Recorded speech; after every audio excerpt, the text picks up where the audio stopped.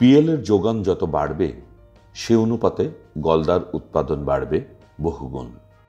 আর গলদা চিংড়ির পিএল উৎপাদনে নিয়োজিত উপকূলীয় অঞ্চলের প্রান্তিক উদ্যোক্তারা অর্জন করবেন অর্থনৈতিক সমৃদ্ধি।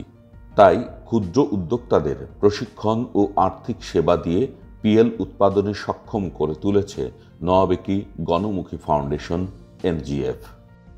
সাতক্ষীরার উপকূলীয় উপজেলাগুলোতে বাস্তবায়ন করছে মাটির পুকুরে গলদা চিংড়ির পিএল উৎপাদন শীর্ষক উপপ্রকল্প। এটি বাস্তবায়িত হচ্ছে পল্লী কর্মসহায়ক ফাউন্ডেশন পিকেএসএফ এর Rural Micro Enterprise Transformation Project RMTP এর আওতায়। অর্থ সহযোগিতা দিচ্ছে আন্তর্জাতিক কৃষি উন্নয়ন তহবিল ইফাদ ও ডেনমার্ক দূতাবাস।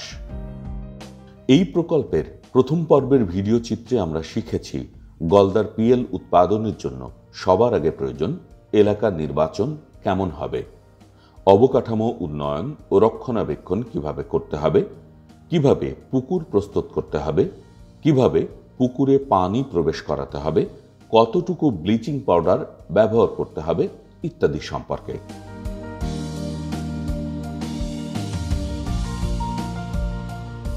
দ্বিতীয় পর্বে আমরা শিখব গলদার ব্রুড সংগ্রহ, গলদার ব্রুড শোধন, গলদা ব্রুডের মজুদ ঘনত্ব, পানিতে অ্যারেশনের ব্যবস্থা, গলদা পিএল সংগ্রহ ও পিএল প্যাকিং সম্পর্কে।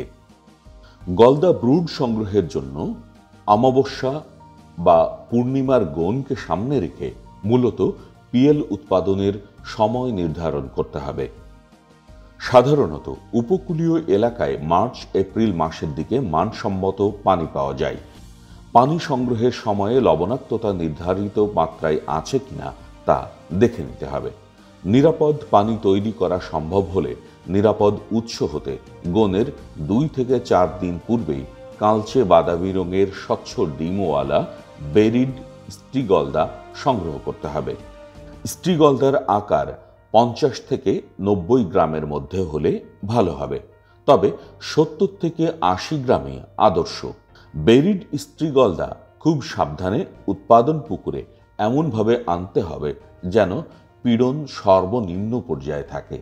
এক্ষেত্রে পরিবহনকালীন পরিবহন পাত্রে পর্যাপ্ত অক্সিজেন সরবরাহ এবং পরিষ্কার ও মানসম্মত পানির সুব্যবস্থা নিশ্চিত করতে হবে।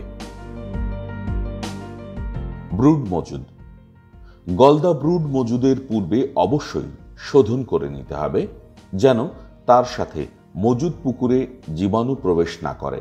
সাধারণত 200 ppm ফরমালিনে 5 মিনিট সময় গোসল করিয়ে মজুদ পুকুরে মজুদ করতে হবে। বেশি সময় গোসল করানোর সুযোগ থাকলে ফরমালিনের পরিমাণ কম বেশি হতে পারে। ব্রুড ঘনত্ব। সাধারণত 90 থেকে 80 গ্রাম ওজনের গলদা ব্রুড 25,000 থেকে 35,000 ডিম ধারণ করে। শতাংশ প্রতি 3টি গলদার ব্রুড মজুদ করা যেতে পারে। অ্যারেশনের ব্যবস্থা। ব্রুড মজুদের পূর্বেই পুকুরে অক্সিজেন সরবরাহের সুব্যবস্থা করতে হবে। এক্ষেত্রে অ্যারেটর একটি বেস্ট অপশন হতে পারে। পুকুরের আয়তন ছোট হলে ভেঞ্চুরি অ্যারেটর বা এলপি 100 অথবা এসকিও 0012 মডেলের ব্লোয়ার ব্যবহার করা যেতে পারে। প্রতিদিনের কাজ। গলদা পিএল উৎপাদন অত্যন্ত স্পর্শকাতর ও ঝুঁকিপূর্ণ কাজ।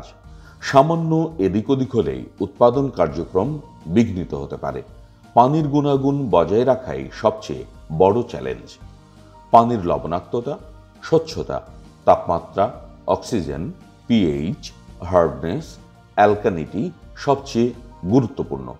উল্লিখিত পানির গুণাগুণ সুনির্দিষ্ট মাত্রায় রাখতে পারলে ভালো ফলন পাওয়া সম্ভব। হঠাৎ লবণাক্ততার পার্থক্য, অক্সিজেনের স্বল্পতা, পিএইচ এর দ্রুত ওঠানামা চাষির সাফল্য ম্লান করে দিতে পারে। তাই গলদা পিএল উৎপাদনকারীকে কিছু বিষয়ে প্রতিদিনই গুরুত্বের সঙ্গে পর্যবেক্ষণ করতে হবে।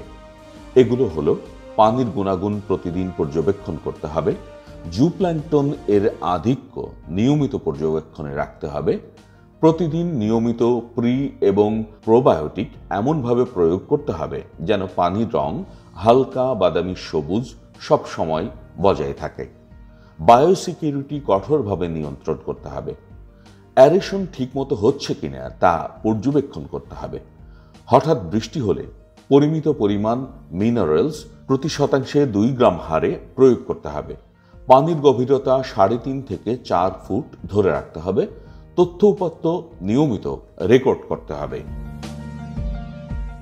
পিএল সংগ্রহ। সাধারণত মাটির পুকুরে 22 থেকে 25 দিনের মধ্যে পিএল দেখা যেতে পারে। উল্লেখযোগ্য পরিমাণ পিএল দেখা গেলে পুকুরের পাড় হতে 2 অথবা 3 ফুট ভেতরের চারিদিক দিয়ে রশি টানাতে হবে। রশির সাথে 2 থেকে 3 ফুট আকারের খেজুরের পাতা উল্লম্বভাবে ঝুলিয়ে দিতে হবে এবং প্ল্যাঙ্কটন কালেকশন নেট দিয়ে বা সাদা অথবা কালো যে কোনো ঘন নেট দিয়ে নিয়মিত বিরতিতে সংগ্রহ করতে হবে। পিএল সংগ্রহের পর অক্সিজেন সরবরাহ আছে এমন পরিচ্ছন্ন পাত্রে মজুত করতে হবে। PL packing. পিএল সংগ্রহের পর দ্বিস্তর পলিব্যাগে 3/1 ভাগ পানি ও 2 ভাগ অক্সিজেন দিয়ে দূরত্ব হিসেব করে ঘনত্ব নির্ধারণ করতে হবে। প্রতিটি পলিব্যাগে 2000 থেকে 3000 পিএল দিলে সর্বোচ্চ 3 থেকে 6 ঘন্টা ব্যবধানে পরিবহন করা যাবে।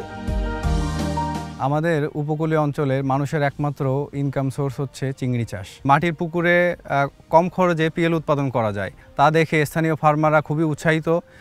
তাদের আগ্রহ অত্যন্ত বেশি।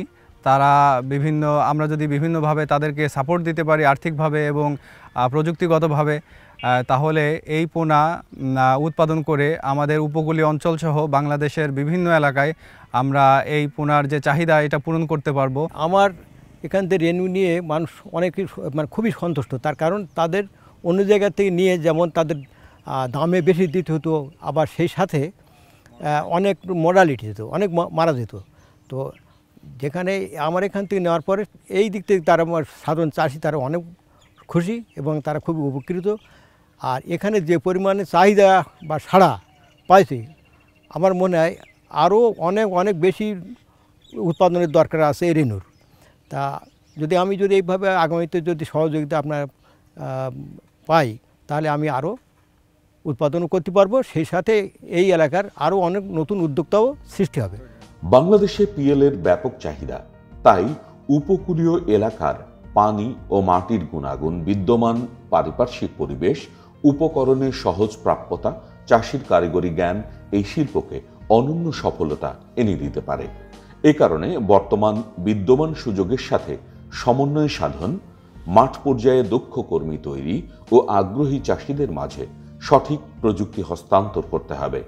এতে একদিকে পিএল এর ব্যাপক চাহিদা পূরণ করা সম্ভব হবে, এর চাষ সম্প্রসারণ করতে পারলে গলদা চিংড়ি রপ্তানি করে বিপুল পরিমাণ বৈদেশিক মুদ্রাও অর্জন করা সম্ভব হবে।